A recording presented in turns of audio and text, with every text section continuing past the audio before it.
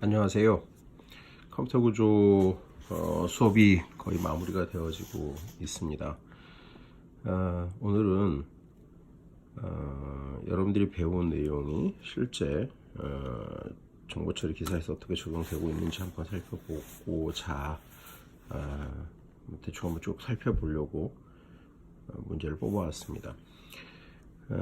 지금 여러분이 보고 있는 문제는 정보 처리 기사 시험 문제라서요. 여러분들이 3학년이 돼서 보게 되는 정보 처리 산업 기사하고 난이도 부분에서 약간 차이가 있을 수는 있습니다.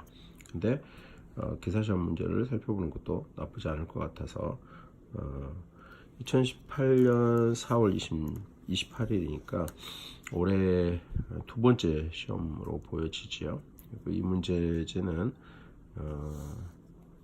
이쪽에 보면 이쪽에서 제시된 걸 출력을 했습니다.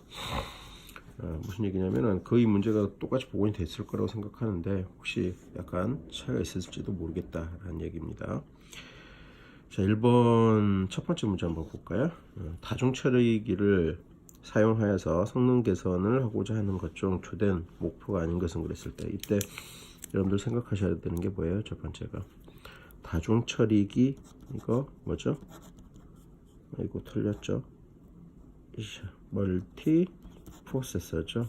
이 말로 여러분들이 바로 생각을 하셔야 될 것 같아요. 기사시험 문제 때는 이런 식으로 한글화된 단어들이 나오는 거 고려하셔야 됩니다. CPU에서 참조되는 각 주소는 가상 주소를 주격장치 실제 주소로 변환해야 한다. 그랬는데 이거 얘기했었던 거 기억나시죠? 실제 주소, 그러니까 메모리 공간에 실제 물리적으로 가질 수 있는 주소와 그보다 더 큰 주소들을 배치할 수 있다. 그 시스템을 우리가 가상 메모리 시스템이라고 그랬잖아요. 이렇게 한 거를 서로 실제와 가상의 약을 맞춰주는 거, 매핑이라고 얘기하죠. 특히 이 부분에 대해서는 어떤 얘기를 했었냐면, 나중에 운영체제를 배우시게 될 때 운영체제 상당한 많은 부분들이 이 가상기억장치의 이 얘기들을 다루게 된다라는 얘기를 했었습니다. 세 번째 문제는요, 두 데이터의 비교를 위한 논리 연산은 그랬는데, 이거는 꼭 컴퓨터 구조 문제가 아니라 여러 군데에서 나오는 거고요. 전자계산 일반에서도 배웠을 거라 생각합니다. 이거는 익스클루시브와 연산이지요. 그 다음에 24번에 보시면 교수님이 어떤 얘기를 했었냐면, 어떤 얘기를 했었냐면은 카르노맵, 다시 여기서 회로를 줄여서 얻을 수 있는 이득, 회로의 복잡도를 감소시켜서요, 결국은 하드웨어 제작 비용을 줄일 수 있다, 뭐 이런 얘기를 했었는데, 그러한 방법으로 부일대수 방법을 쓸 수 있다라고 했는데, 실제 변수가 많아지면 그 정확성이 떨어질 수 있다라고 그랬죠. 풀이 방법에 따라서. 그래서 카르노가 제안한 방법을 사용하게 된다라고 했었고요. 그 방법 중에 이 객관식인 문제들에서 물어보기 좀 어려워서 잘 묻지 않을 수도 있지만 알아둬야 된다라고 했었고요. 특히 동케어 문제에 대해서는 3변수에 대해서 산업기사에서 물어볼 수 있다라고 했었는데요. 지금 이게 기사시험에서 이어서 그런지 4변수 문제로 제시가 되어졌습니다. 이런 형태 문제가 제시될 수 있다는 거 알아두시면 될 거고, 칼럼맵 다시 한번 상기해서 익혀두실 필요 있겠죠. 자, 다섯 번째 문제 보시면 두 개 이상의 프로그램이라는 말에서 어떤 말을 찾아내야 되죠? 아까 1번에서는 멀티 프로세서라는 단어였는데, 이번에는 멀티 프로그래밍이라는 단어를 생각하셔야 되죠. 그래서 멀티 프로그래밍 주격장치에다가 올려놓고요, 시스템의 자원 활용을 극대화하기 위한 프로그래밍 기법 그랬습니다. 요즘에 거의 모든 컴퓨터들이 다 쓰고 있는 거죠. 그래서 3번 체크하시면 될 것 같고요. 여섯 번째 문제 보시면 수직적 마이크로 명령에 대한 설명으로 틀린 것은 그랬는데요. 이 부분은 수업 시간에 교수님이 직접 수직적 마이크로 프로그래밍 이런 표현을 쓰지는 않았었습니다. 근데 비슷한 개념의 얘기들을 했었어요. 기억나는지 모르겠는데, instructional register에 명령어가 올라오게 된다고 그랬고요. 이 명령어는 항상 두 개 부분 나누어 생각하세요. 물론 자세히 나누어 보면 더 나눌 수 있습니다. 실제 오퍼랜드의 접근을 어떻게 하느냐에 따라서 구체적으로 더 나누지만 가장 기본적으로 두 부분으로 나뉜다 생각하라 그랬죠. 앞부분이 OP 코드 실제 명령어가 들어있는 부분이다라고 생각하고요. 그 다음에 뒤에 부분이 오퍼랜드 부분, 처리 대상자가 오는 부분이라고 그랬습니다. 근데 이렇게 그려놓고 어떤 설명을 했었냐면요. 얘네들이 어떤 의미인지 해석할 수 있어야 해요. 애기 개수는 이제 다르겠죠. 자, 여기에 있는 녀석이 어떤 의미인지 해석을 해야 돼요. 그래서 그때 이러한 판단 기호를 써서 표현했던 거 기억하실 겁니다. 그래서 여기를 뭐라고 생각하라 그랬죠? 예, 디코더가 들어와요. 그래서 그 디코더가 어떻게 된다 그랬냐면 이게 무슨 뜻인지를 알아서 수업 시간에 몇 번 강조를 했었던 거죠. 만약에 여기가 add라고 강조를 하고 여기 subtract 이렇게 한다 그러면 add라는 명령어에 네가 작동을 해야 되겠어. 뭐 이런 식의 표현 썼던 거 기억하실 거예요. 그렇죠? 이게 디코더가 내놓는 결과잖아요. 그래서 add라는 명령어에 들어있는 절차, 그 명령들이 수행이 됩니다. 그랬고 실제 여러분들을 이렇게 세워서 어떤 동작들을 수행하게 했었잖아요. 이렇게 얘기했는데 바로 이 설명한 부분, 이렇게 설명된 부분이 6번째 수직적 마이크로 명령어에 해당하는 거예요. 기사 시험에서 일단 여러분들은 이런 의미, 이렇게 설명했었던 부분이 수직적 마이크로 명령어에 해당하는 거라 생각하시고 공부를 해보시면 될 것 같아요. 7번째 보시면 입력 단자가 하나이며 일이 입력될 때마다 출력 단자의 상태 바뀌는 플립플롭의 기본적인 4가지 있다라고 그랬죠. 여기 RS 가장 기본이라고 그랬고요. 그 다음에 뭐가 지금 안 나왔죠? RS가 개선되면 JK 플립플롭이라고 했잖아요. JK 플립플롭이 있고요. 그 다음에 TD 플립플롭이 있고 토글, 딜레이 기억나십니까? 그 다음에 마스터 슬레이브 플립플롭을 좀 설명하고 있어요. 다 얘기를 했었던 거고요. 그때 경험을 체크를 해보시면 토글 플립플롭 거 기억하실 겁니다. 자, 8번째 문제 보시면 컴퓨터 시스템에서 오퍼랜드가 몇 개 오느냐에 따라서 명령어를 구분할 수 있다라고 그랬잖아요. 그래서 이때 오퍼랜드의 어드레스 수 이렇게 답이 될 것 같아요. 9번째 보시면 일반적인 제어장치 모델에서 제어장치로 입력되는 항목이 아닌 것은 그렇습니다. 제어장치에 들어오는 것들 그랬는데 이러이러한 것도 생각하기 전에 아까 설명했었던 6번 잠깐 그림 다시 한번 보실까요? 여기서 이런 얘기 했었던 거 기억하실지 모르겠습니다. 이게 CPU라고 한다면 지금 여기 설명했던 인스트럭션 레지스터는 이 안에 들어있는 거잖아요. 제어 장치로부터 디코딩 돼서 각 명령을 어떻게 해야 될지 그 절차들 다 알고 있다. 지금 이 부분 확대했다고 생각하시면 될 것 같아요. 그래서 그것들이 핀들로 이렇게 나와서 제어 신호를 각 장치에 발생시켜요 라는 설명했었죠. 이게 제어 신호예요. 그렇죠? 이런 제어 신호들이 제어 버스를 타고 각 장치에 전달이 되어집니다. 이런 얘기 했잖아요. 그러면 제어 장치로 입력되는 게 아니라 제어 신호들은 제어 장치로부터 다른 장치들로 퍼져나가겠죠. 그런 개념에서 보신다 그래도 답을 쉽게 찾을 수 있을 것 같아요. 자, 그 다음에 이제 10번째 문제인가요? 인터럽트 사이클에 대한 마이크로 오퍼레이션에 대한 얘기들을 하고 있는데요. 인터럽트 사이클이니까 어떤 설명했었죠? 우리 가장 기본적으로 인터럽트 사이클 얘기를 할 때는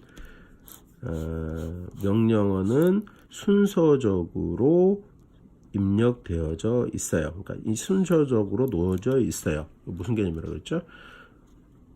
네, 폰 노이만의 프로그램 내장 방식이라고 그랬잖아요. 그래서 이 프로그램 내장 방식 개념에 의해서 오늘날 컴퓨터들 명령이 순서적으로 들어가 있는데 인터럽트는 뭐였어요? 갑자기 어느 지점에서 이렇게 썼죠. 순서적으로 가요 라고 하는 개념을 어떤 개념으로 설명을 했었냐면 패치, 익스큐트, 패치, 익스큐트 이런 식으로 간다라고 얘기했습니다.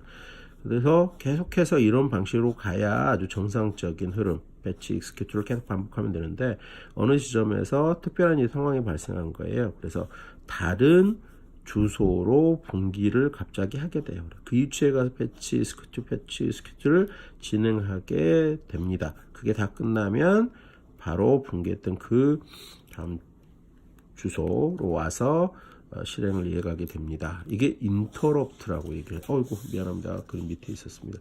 이게 interrupt라고 얘기를 했었고요. 이 interrupt가 진행되는 것에 대한 구조를 얘기하는데 가장 강조해서 얘기했던 것은 프로그램 카운터의 내용이 갑자기 바뀌어요. 다시 해서 프로그램 카운터 그러면 상징적으로 프로그램 카운터는 PC 플러스 1 되는 거죠. 꼭 기억하라고 했었잖아요. 근데 이 프로그램 카운터의 내용을 갑자기 다른 값으로 바꿔버리는 것, 그래서 이쪽으로 분기하게 만드는 것, 이게 인터럽트라고 그랬습니다. 그런 것들 생각하시면서 정리 한번 해보시면 될 것 같습니다. 자, 그다음 31번에 보시면요. 4 곱하기 램, 그 다음에 16 곱하기 램을 이용해서 16 곱하기 4 메모리를 구성하고자 할 때 몇 개의 램이 필요합니까? 그랬는데 이건 여러분들이 꼭 한번 직접 해보셔야 되는 부분이에요. 다시 얘기하면 위에 표기된 부분이 정보처리 기사시험 수준에서 지금 물어보는 거라고 생각을 한다면 실제 31번은 충분히 산업기사 수준에서도 다른 형태로 물어볼 수 있는 부분이죠. 항상 강조했던 게 뭐였었죠? 예. 이해 엔승이라는 개념은 우리 전산하는 사람들 굉장히 중요합니다라고 얘기를 했었습니다. 그렇죠? 그래서 이해 엔승 개념에 준한 거고 여러분들은 지금 머릿속에 다 이 숫자 개념을 외우고 있을 거라고 생각을 합니다. 그래서 거기에 맞춰서 이해하시면 될 것 같아요. 자, 12번째 문제 보시면요. 캐시의 라인 교체 정책 가운데 최근에 가장 적게 사용된 라인부터 교체하는 방식은 이렇게 얘기했는데요. 문제가 오류가 있었답니다. 그래서 답을 2개로 처리했다고 하는데요. 이 부분은 실제 캐시를 교수님이 설명하진 않았어요. 그죠? 그리고 이 부분은 어떻게 보시면 좋을 것 같냐면요. 여기에 쓰여진 보기에 나와 있는 이런 개념들이요. 나중에 운영체제를 배우시면은 이런 개념들을 배우게 되세요. 그래서 그거하고 좀 그 운영체제에서 다루게 되는 내용과 이게 연결되어진 컴퓨터 구조 문제다. 이렇게 생각하시면 될 것 같아요. 그래서 이런 것들은 나중에 운영체제 공부하시면서 같이 묶어서 보실 필요 있고 새로운 형태 문제로 보셔도 될 것 같아요. 그 다음에 33번 문제 보시면은 10진수 마이너스 14를 2의 보수 표현법을 이용하여 8비트 레지스터에 저장한다고 했을 때 저장을 했어요. 그리고 이를 오른쪽으로 1비트 산수 시프트 할 때의 결과는 그랬는데 이거는 두 가지죠. 하나는 2의 배수 표현법이라고 하는 걸 이해하고 마이너스 14를 표현할 수 있어야 되는 거. 그 다음에 시프트라고 하는 개념을 이해하고 그 시프트를 하고 나서의 결과를 찾아내는 거잖아요. 이것은 굳이 교수님 생각에는 전작에서 일반에서 충분히 숙지했을 내용이라고 봐요. 안 돼 있는 사람들은 이런 부분도 공부를 해야 된다고 보시면 될 것 같고요. 이 부분은 우리 교재에서는 3장에 지급을 하고 있는 내용이죠. 우리는 직접 이 부분을 안 했습니다. 전작에서는 일반에서 했다고 생각을 하고요. 그 다음에 14번째 문제 보시면 DMA 명령어 전송 절차를 나열한 것은 그랬는데 DMA가 뭐였는지 기억하시죠? 다이렉트 메모리 액세스라고 그랬고요. CPU가 입출력에 관여하지 않고 실제 스토리지로 메모리에 있는 데이터를 직접 전송하는 그런 하드웨어적인 칩들 이런 것들을 달아놓고 운영을 한다라는 식으로 간단하게 얘기하고 넘어갔었습니다. 얘는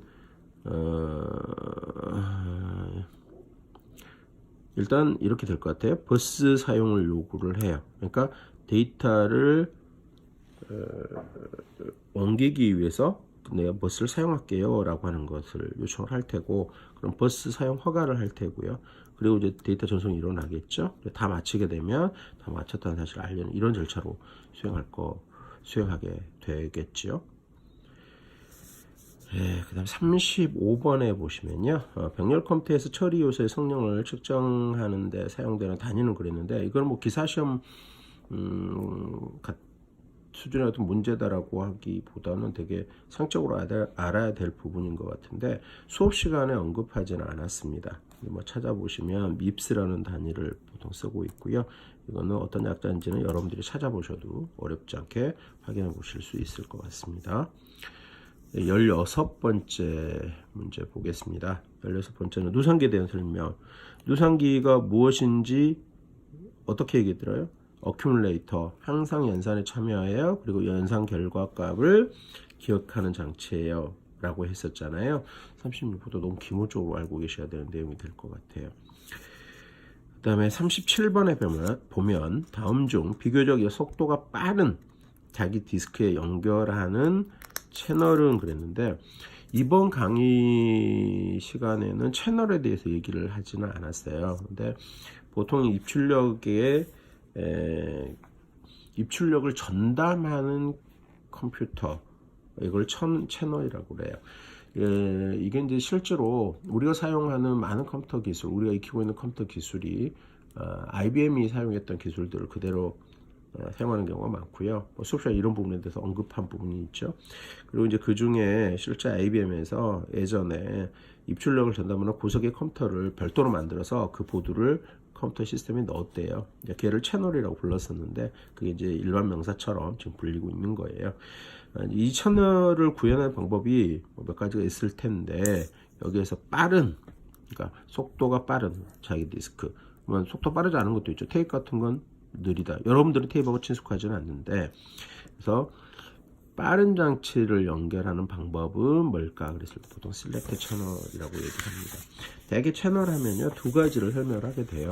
뭐 셀렉트 채널하고요. 잠깐만요. 셀렉트 채널 하고요. 그다음 이렇게 보시면 멀티플렉스 채널, 이렇게 이제 두 가지를 얘기하게 됩니다. 멀티플렉서는 개념 아시잖아요. 계속 이렇게 바꿔가면서, 그러니까 1번, 2번, 3번, 4번 이렇게 바꿔가는 거. 셀렉트 채널은요 빠른 장치에 묶어서요 연결한 다음에 고속으로 처리를 한 다음에 다음 필요한 장치에 연결하는 그런 개념이에요. 개념적으로만 이해하셔도 되는 그런 부분들이 되겠습니다. 나중에 공부할 기회가 있으면 정리하실 때 개념적으로 쉽게 정리할 수 있는 부분입니다. 자, 38번은 아스키 코드의 비트 구성 얘기했는데 이것도 정보처리 기사시험 기사시험이라고 하기에 뭐 그렇게 어렵지 않은 부분이죠. 아스키 코드, 뭐 EBCD, IC 코드, 기타 코드에 대한 개념들도 전작에서는 일반에서 떼셔야 되는 문제라고 보고 있고요. 이번에 뭐 코드 얘기는 안 했지만 오리엔테이션 때 우리 컴퓨터 시스템에서 사용하는 기본적인 코드는 뭡니까? 이런 거 있었죠. 답은 아스키 코드였고요. 그 다음에 아스키 코드는 7비트로 이루어져서 128글자를 담을 수 있는 기본적인 형태 코드 체계였습니다. 존이라고 불리는 부분은 3비트로 구성이 되어 있죠. 자, 19번째 문제 보시면 프로그램에 의해서 제어되는 동작이 아닌 것은 그랬습니다. 프로그램에 의해서 하지 않는 것, 이 부분은 좀 생각을 해보시면 될 것 같아요. 처음 이런 문제를 만나더라도 내가 짠 명령 프로그램에 의해서, 교수님 수업 시간에 그 실기 수업을 할 때도 이렇게 마지막에 그런 걸 여러분들한테 알려주려고 했는데, 내가 짜는 명령어가 어떻게 지금 어디에 배치될 거라는 어떤 생각, 그런 것들을 할 수 있어야 된다고 그랬잖아요. 그래서 항상 강조하는 게 어떤 거였습니까?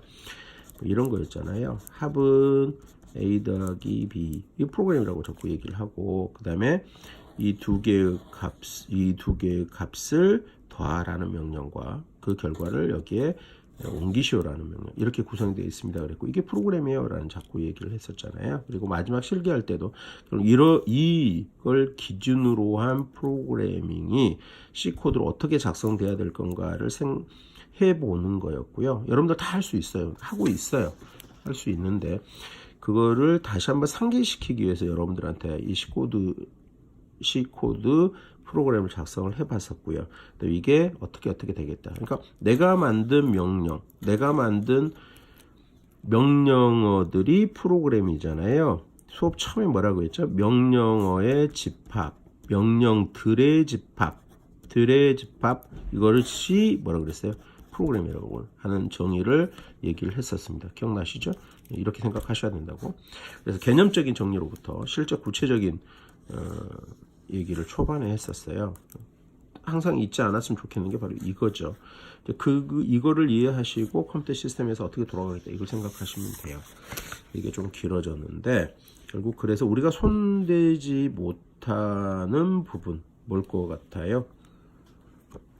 네, 이게 패치라고 해서 명령어 인출이잖아요. 이 단어만 아셔도요. 인출을 내가 하라고 하는 게 아니죠, 실제로. 그렇죠?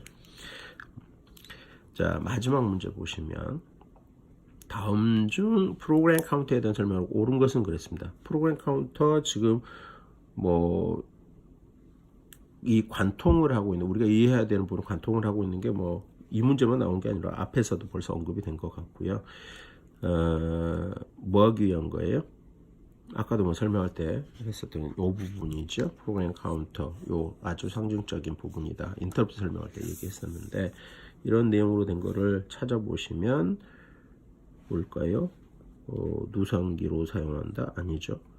다음에 인출할 명령어 메모리 주소를 가지고 네, 2번이 답이죠. 이 문제도 실제로 뭐 어렵다기보다는 개념만 확인하는 부분이 되겠네요. 자, 여기까지 해서 2018년 2회 4월 28일 날 실시되었던 정보처리 기사시험 문제를 좀 한번 살펴봤습니다. 산업기사 문제가 아니고 기사시험 문제니까 난이도가 좀 높을 거라고 생각하지만 충분히 산업기사에서 물어봐도 되는 또는 우리가 공부한 내용의 아주 기본적인 내용들도 그대로 문제로 제시되고 있어요. 여러분들 어느 정도 문제를 맞출 수 있는지 확인해 보시는 기회가 됐었으면 좋겠습니다. 자, 오늘 영상 여기서 마치도록 하겠습니다. 수고하셨습니다.